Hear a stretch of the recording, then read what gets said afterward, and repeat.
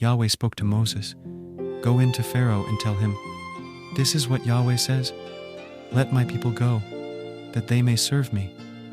If you refuse to let them go, behold, I will plague all your borders with frogs, and the river shall swarm with frogs, which shall go up and come into your house, and into your bedchamber, and on your bed, and into the house of your servants, and on your people, and into your ovens, and into your kneading troughs. And the frogs shall come up both on you, and on your people, and on all your servants.'" Yahweh said to Moses, "Tell Aaron, stretch forth your hand with your rod over the rivers, over the streams, and over the pools, and cause frogs to come up on the land of Egypt." Aaron stretched out his hand over the waters of Egypt, and the frogs came up and covered the land of Egypt. The magicians did in like manner with their enchantments, and brought up frogs on the land of Egypt. Then Pharaoh called for Moses and Aaron and said, "Entreat Yahweh that he take away the frogs from me and from my people, and I will let the people go, that they may sacrifice to Yahweh." Moses said to Pharaoh, "I give you the honor of setting the time that I should pray for you, and for your servants and for your people, that the frogs be destroyed from you and your houses, and remain in the river only." He said, "Tomorrow." He said, "Be it according to your word, that you may know that there is none like Yahweh our God. The frogs shall depart from you, and from your houses, and from your servants, and from your people. They shall remain in the river only." Moses and Aaron went out from Pharaoh, and Moses cried to Yahweh concerning the frogs which he had brought on Pharaoh.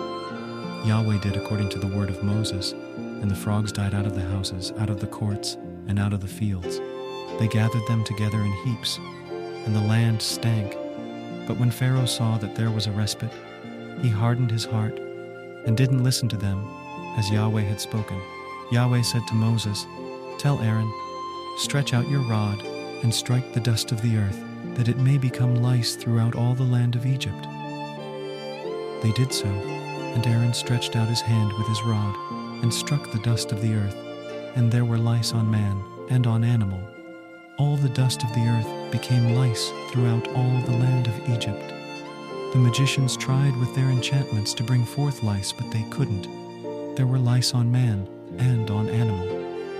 Then the magicians said to Pharaoh, "This is the finger of God." And Pharaoh's heart was hardened, and he didn't listen to them, as Yahweh had spoken.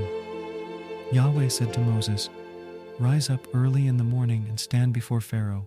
Behold, he comes forth to the water, and tell him, 'This is what Yahweh says, let my people go, that they may serve me. Else, if you will not let my people go, behold, I will send swarms of flies on you, and on your servants, and on your people, and into your houses, and the houses of the Egyptians shall be full of swarms of flies, and also the ground whereon they are. I will set apart in that day the land of Goshen, in which my people dwell, that no swarms of flies shall be there, to the end you may know that I am Yahweh in the midst of the earth. I will put a division between my people and your people. By tomorrow shall this sign be." Yahweh did so, and there came grievous swarms of flies into the house of Pharaoh and into his servants' houses, and in all the land of Egypt the land was corrupted by reason of the swarms of flies.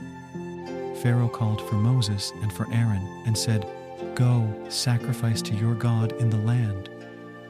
Moses said, "It isn't appropriate to do so, for we shall sacrifice the abomination of the Egyptians to Yahweh our God.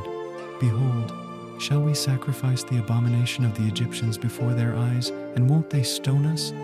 We will go 3 days' journey into the wilderness, and sacrifice to Yahweh our God, as he shall command us."